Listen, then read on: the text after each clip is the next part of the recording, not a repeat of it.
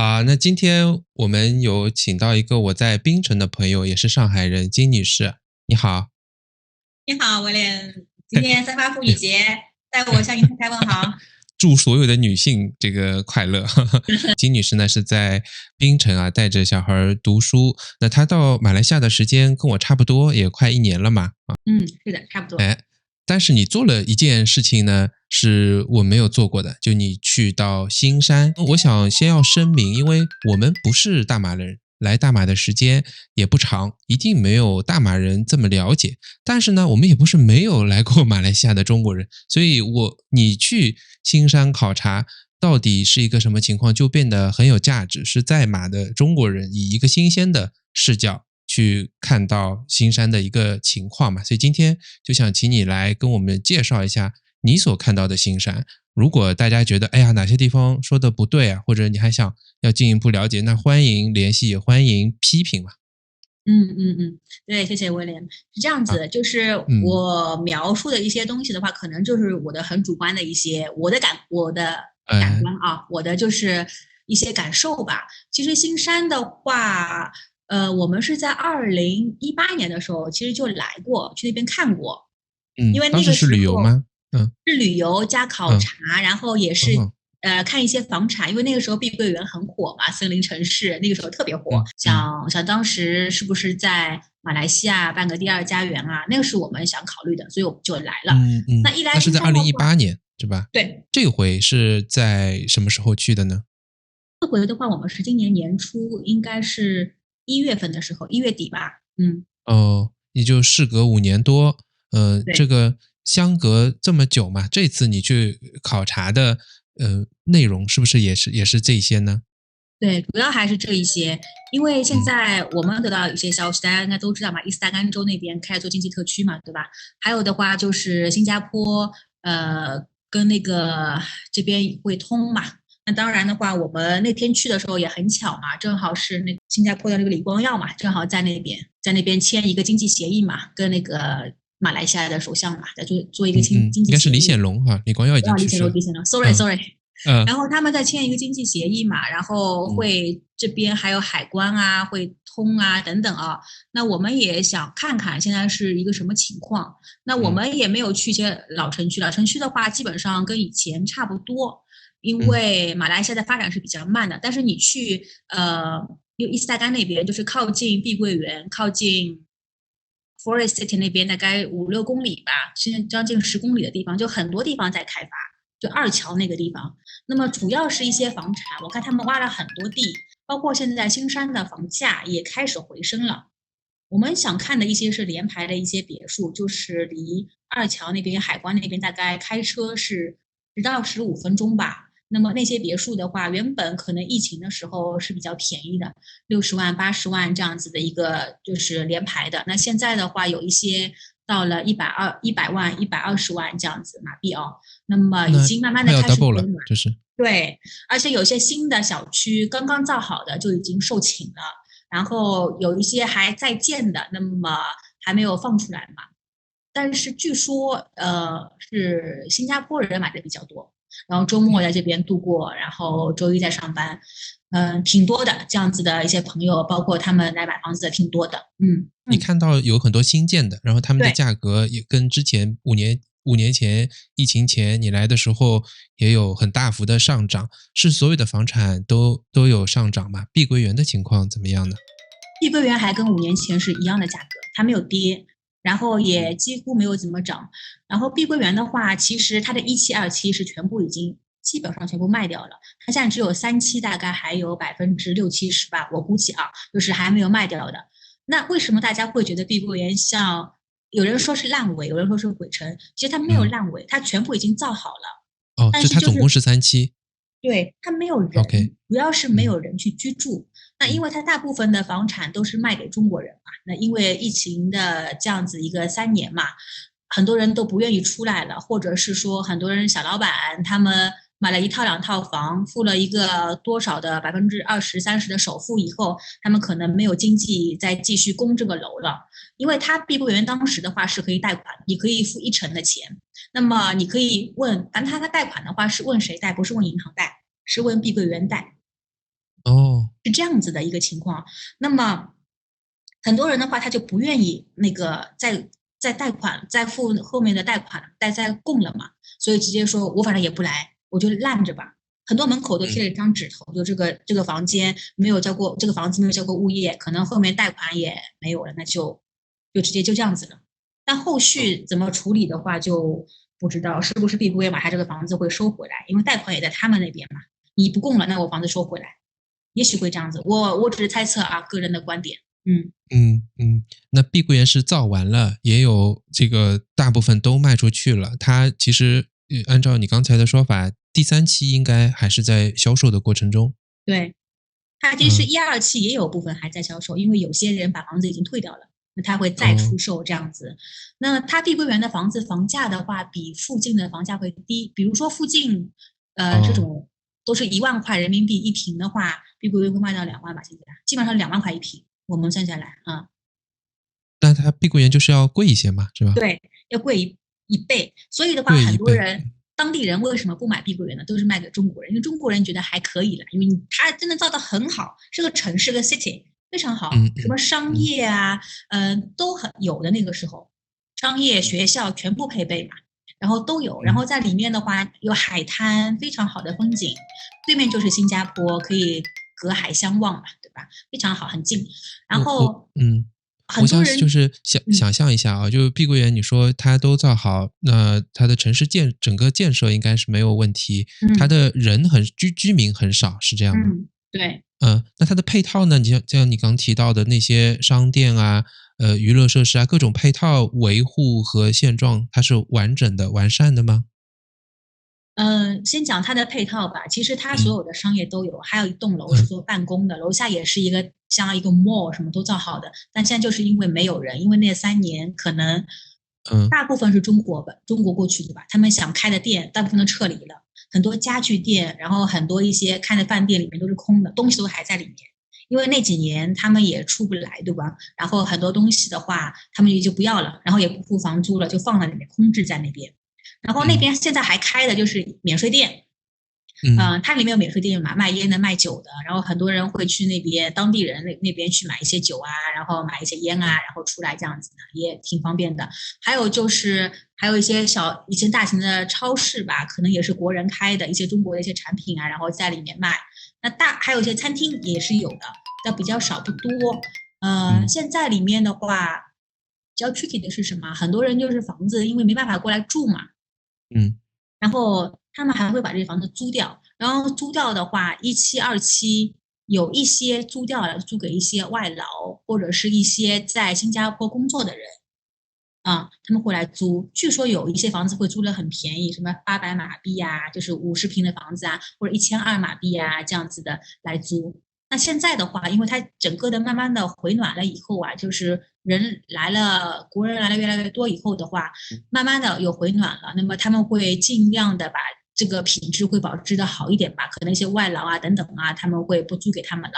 还有呢，我去看了一期、二期的房子啊，那么我跟我在槟城的住啊，整个的 facility 的维护啊，我觉得的确是没有我现在住的好，因为我现嗯在这 condo 蛮多人的，物业费也正常交的，主要是他嗯，们，因为他有的是断供了，不供楼了，然后他也哦哦，不会付物业费嘛，那对，你不付物业费的话，你整栋楼的维护就会比较差。嗯包括整个地面啊、电梯里面啊，对吧？运营呢还是运营的，就是你电梯都正常的，游泳池也正常的，但是你整个维护的感觉跟我现在的住的地方比是会差挺多的。嗯我大概可以想象，因为你现在是在槟城的 Quayside 这边嘛，是比较好的一个区。嗯那我去过呢，在马六甲的靠近海边，就有一种你讲的这个感觉，就它整个基础像有些钢筋水泥的地方就能看到有些锈迹了，然后整个电嗯，梯啊，还有它的对洁净程度，好像维护就变得比较差了。对对但它对实际还是在销售嘛，价格是你说是它维持，不过要比周边的高。对，因为它是属嗯于填海的嘛，成本会比较嗯高一点，对吧？包括它整个的那个，它是个城市嘛，进去有很多很宽很好的路，包括它整个路的绿化做的非常非常好。所以你会很舒服进去，开进去的话几公里的那个路嘛，因为路也是要更多的都是自己的房地产公司自己投资的嘛，那你相对应的成本肯定会比外面的一些社区会高一点。我觉得是，因为他们也是这样子讲嘛，那么我觉得也是成本会高一点。那后期他们会怎么卖呢？我们也不清楚。然后我们去住那酒店的时候呢，有很多韩国小孩子来做一个英语的一个交流啊，也蛮多的，就是国外的来旅游的呀，也挺多的。韩国小孩子来这边，做一个英语的一个像一个夏令营啊这种的也挺多的。住这酒店的，然后因为价格也不是很贵嘛。然后新山这边的学校附近也特别多嘛，国际学校也特别多，所以我感觉海外的慢慢的也开始多了。包括我们看到那个里面有个学校叫圣玛丽嘛，它是个美国学校，现在里面最多的就是韩国人跟日本人在里面就读，也据说学校也不错。还有那边很大的碧桂园，还有个高尔夫球场，非常好。其实你进去的话，环境我觉得非常好，比我在槟城看到的高尔夫球场都大很多。然后这个就是草坪的一个设施啊，高尔夫球场的一个设施非常好，包括还有个酒店在那边。如果你居住，你真的是非常棒的地方。就现在人少一点，这是唯一的一个问题。那后期怎么来运营就不是很清楚。那听上去就如果要去居住的话，你觉得还是有它的价值？对，然后后期因为跟新加坡这边，新加坡因为会外溢嘛，然后到伊斯大干这边会有一些经济特区，包括我们也看到一个叫腾飞经济园区嘛，那边也有一些科技公司，已经在运营的，也有一些在建的一些商务楼啊，或者是一些工厂啊等等啊。那我觉得的话，那边人气带上来以后的话，我觉得还是不错的地方。而且碧桂园里面就有一个公交车 shuttle bus，只要4.5马币就可以坐到新加坡去啊。就是你每天早上去，晚上回来都可以，然后你就可以去新加坡当天一日游，然后再回来。那你工作的话，在碧桂园里面住的，然后自己开车也好啊，对吧？坐 shuttle bus 也好啊，过去是非常方便的。就是但是我没体验过啊，具体的一个是什么情况？有朋友如果也是这样子，每天新山住，然后去那边工作的话，也可以讲一讲整个的一个路况啊等等。我知道是非常堵的，应该是来回的路上会桥上过关嘛，过海关会非常堵一点。那具体的这个体验好不好的话，我觉得可以大家讲一下。我们要说明一下啊，金女士本身不是房产中介哈，她是正经在这边和孩子读书呢只是我们站在第三者看房产投资的这个角度来做一些判断嘛。对，你觉得像碧桂园这边啊，现在适合什么样的人去投资呢？我觉得或者居住吧，准确来说，居住的话，其实如果你在新加坡上班的，我觉得也挺好的。就是你可以，因为也蛮近的，因为它还会通一个，以后未来还会通一个到碧桂园的设立城市的一个海关，直通海关，那非常方便。专用的，对，你不用跟他们那个桥上那个海关去抢了，应该是。那未来会不会有，我就不知道，但是现在已经开始建了，所以这个是比较方便的专用的。那如果你是国内的一些朋友的话，有老人呐，有孩子的呀。就非常方便了，我觉得非常便利的一个地方。你去新加坡也好，然后在马来西亚生活也好，这是当然每个人选择不一样。如果是我的话啊，槟城跟新山比的话，我觉得槟城是很小，它路非常窄。然后新山那边的话，的路啊各方面的，因为它地方大嘛。就你开车也很舒服呀，绿化也很好呀，然后你也可以喜欢那种环境。那槟城的话就是有点拥挤吧，开车也比较塞车。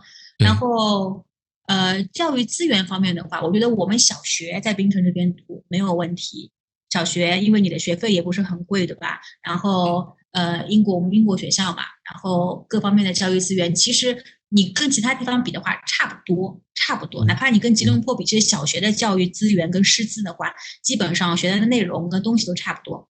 那你到初中以后的话，你要想，我自己来讲啊，那我的孩子未来初中是在新加坡读，还是在其他的学校读？那这个是我要考虑的。所哦，以就我这也是新山的独特的优势了。对对对，就嗯我自己来讲的话，因为新加坡也比较贵嘛，那我是不是在新山找一个好一点的国际学校？哪怕我以后孩子会去新加坡读大学啊等等，那我这边有一个地方嘛，可以给他住啊，然后也比较方便。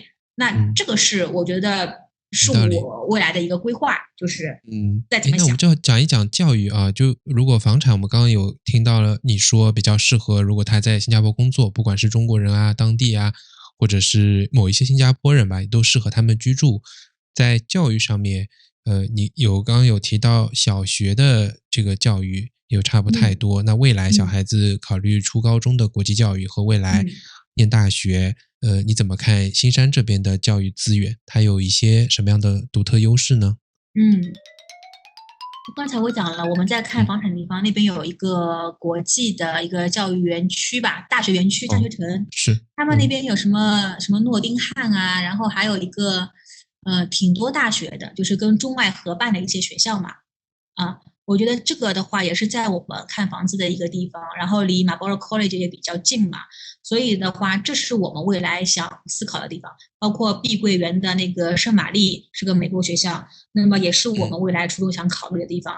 然后包括新加坡的一些国际学校，或者是新加坡的一些公立的吧，因为它不是有小六可以有小六考嘛，嗯嗯新加嗯坡那边。那嗯万一以后就是说我都会想让我的孩子去尝试一下吧，就是看一看，对对对，因为他的新加坡的教育资源肯定是比较好嘛，那么卷也是卷的，那是不是可以嗯去给孩子多一条路去思考一下？那这是作为家长啊，我觉得我能做的事情，但是我的孩子有没有这是是是，个能力，我就不知道了。但是我会给他嗯多一点选择的一些机会跟方向吧。嗯那所以的话，就是为什么我们会考虑新山偏新山一点呢？那个槟城毕竟就是一个岛屿，然后就是比较小嘛。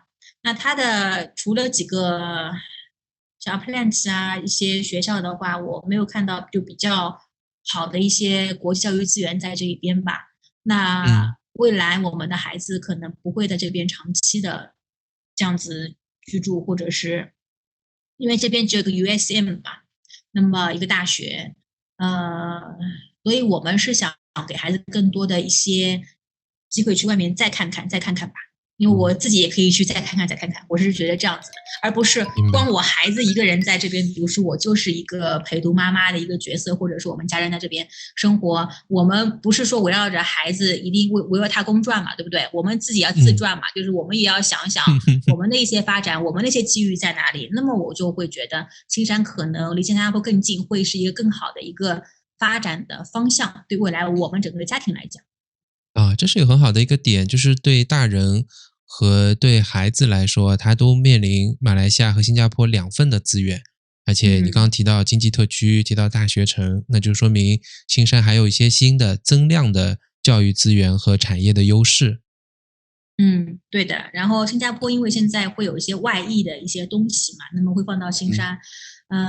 有人说是会跟什么以前的深圳啊，中国深圳会很像的吧？就是嗯香港跟深圳的这种关系等等。那具体的我们未来我们也不好判断啊，因为我们也是外国人。那说话嗯从现在来讲的话，就是大的那个环境的一个趋势来讲的话，新加坡肯定是现在经济也比较热的，因为很多中国的一些都过来嘛，对吧？我觉得应嗯该大差应该不会差。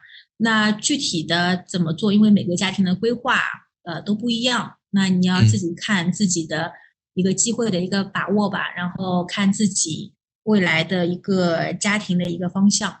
嗯，嗯，那我们你在那边是有这回待了几天呢？我大概待了3天吧，3天住了哦2个晚上。嗯。，OK，有没有一个感受，就是它的物价和槟城比是怎么样子呢？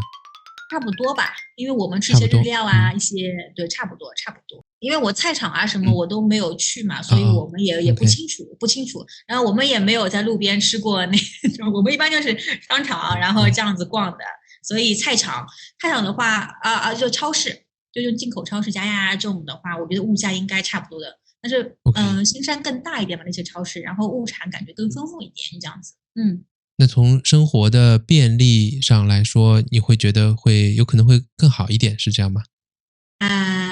对老人来讲呢，可能我们槟城居住这个区呢，他可能会觉得更方便走走啊，对吧？那如果在新山的话，如果你不是在碧桂园那个区的话，你嗯，出来的话，它的确很大，你要开车等等，你没车真的很不便利。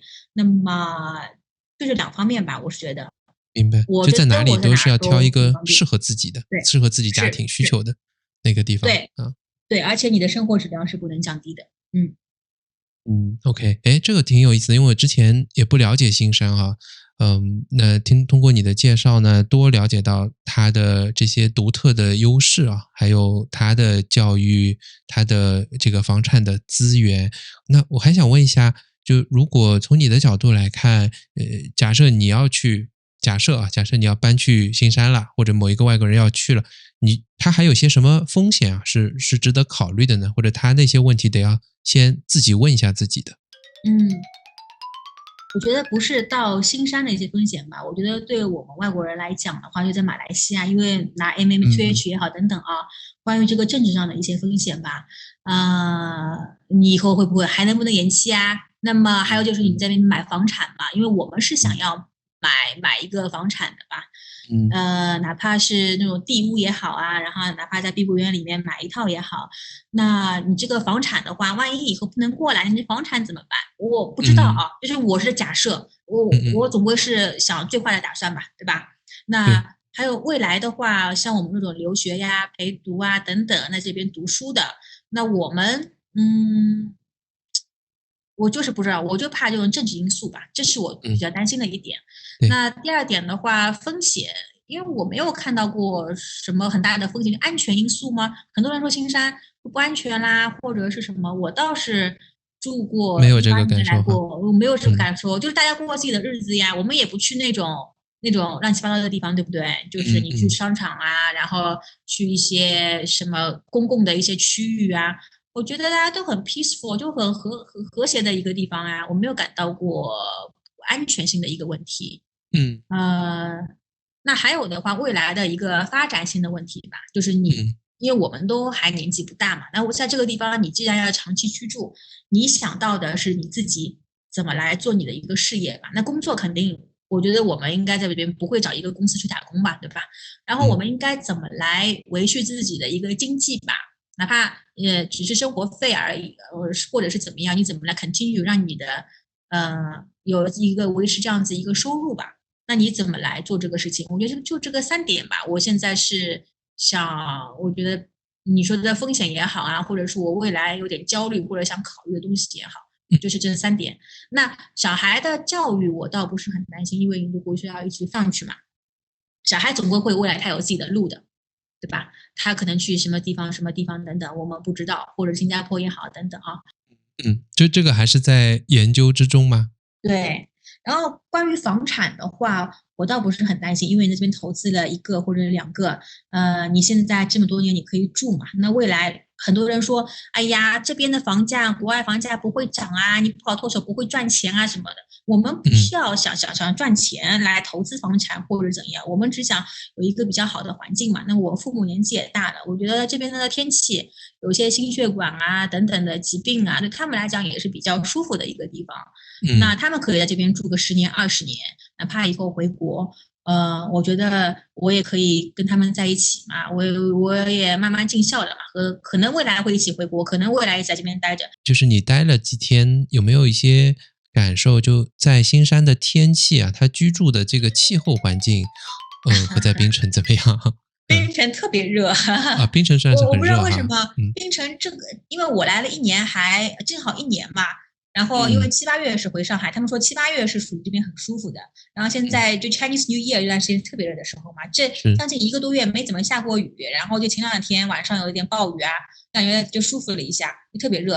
然后新山的话，这跟新加坡很像啦，很像，就是湿湿的、蒙蒙的，有一点，就是太阳不是那种很暴晒。我去了3天，也是1月份的时候去3天。槟城每天大太阳的时候，就是新山就没有很暴晒的那种感觉，而且还嗯下雨挺多的，下雨挺多的，跟新加坡一样，下雨还蛮多的。但是，槟城就暴晒，槟城天气跟泰国有点像，我也不知道为什么。那还挺不一样的嘞。对对对。你觉得如果有一位新的中国妈妈哈，她打算到马来西亚来带着小孩读书，你会更建议她在什么地方呢？吉隆坡、槟城还是新山？因为我只在这边带着孩子读过书，那嗯我只能说，槟城的话，我觉得小学教育，国际学校，我觉得还是没有问题的。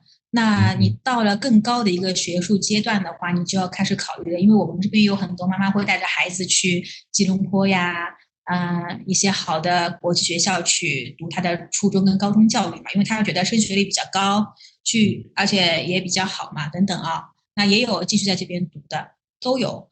我不能说给出一个什么样的建议吧，我觉得自己每个家庭的需求不一样，所以你还是得要来这边考察吧，几个地方可以走一走、跑一跑嘛，然后自己综合自己孩子的一个情况，然后你再来做这个决定。我给不了很多建议，那包括吉隆坡。槟城也好，新山也好，这3个地方你更喜欢哪边？那么你要自己去看，因为我们的话，我们家庭的话，我觉得啊，只要家里人都在一起，去哪里都合适的。那如果你是一个妈妈，然后你的家庭都不在这边的话，那你要自己考虑一下你会不会开车，对不对？你在槟城，如果你在不管哪里。你肯定首先要会开车，因为不开车的话，在国外生活，马来西亚生活也是很不方便的。这是第一点。很好的提醒。对，那如果你不会的话，那你就想一下，你要在哪里生活很便利的，然后送孩子上学、放学，包括去一些补习点都比较方便的地方，那这是你要考虑的嘛，对吧？然后你对学术要求很高的，那你就要去拼学术的，那你就要去找一些可能。考试去好学校比较好的一些 record 比较好的一些学校，那你要自己去参考，自己去找老师去问，然后自己去咨询，然后综合自己的孩子的一些发展，你再整个家庭来考虑吧。我是这样认为啊。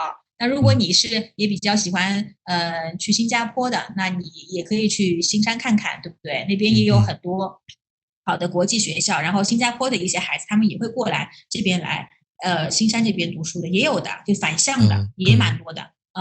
那吉隆坡跟新山的话，可能外籍的孩子会更多一点吧。因为据说像新山的话，因为它有很多企业在那边，包括新加坡很多人在那边，它整体的父母啊，可能做高管的比较多，然后老外也比较多。这个是你们如果想孩子的圈子，包括父母的圈子好一点的话，我觉得可能新山或者是吉隆坡。吉隆坡的话，大市区那一块嘛，然后你希望你的孩子怎么样，或者你的孩子的适应能力怎么样？自己考虑。很好啊，我觉得你给到了一些因人而异的建议嘛，就大家最终既要了解当地，又要知道自己的情况是什么样的。那好啊，非常感谢你今天跟我们带来的在新山考察的房产、教育和生活的一些资讯，希望对大家也会有一些帮助。对，谢谢 William。然后我是按照我自己，我这个人思维比较发散哦，就是大家可能觉得，哎，我这会儿讲一点，那会儿讲一点啊什么的，反正我是以我自己的那个经验吧，然后我自己家庭的一个需求，包括我们家庭未来的一个发展的方向，我来谈的。大家每个人背景都不一样吧，我觉得大家都可以去自己思考一下，我们不做任何的推荐或者任何的建议。我们也没啥好推荐的。是的。不过我觉得这个是对了，因为每个人你不可能单纯的只考虑房产或者只考虑教育，他会把他整个生活相关的这些要素都包含在一起去考虑。对。好的，谢谢你。好的，谢谢 William， 拜拜。拜拜。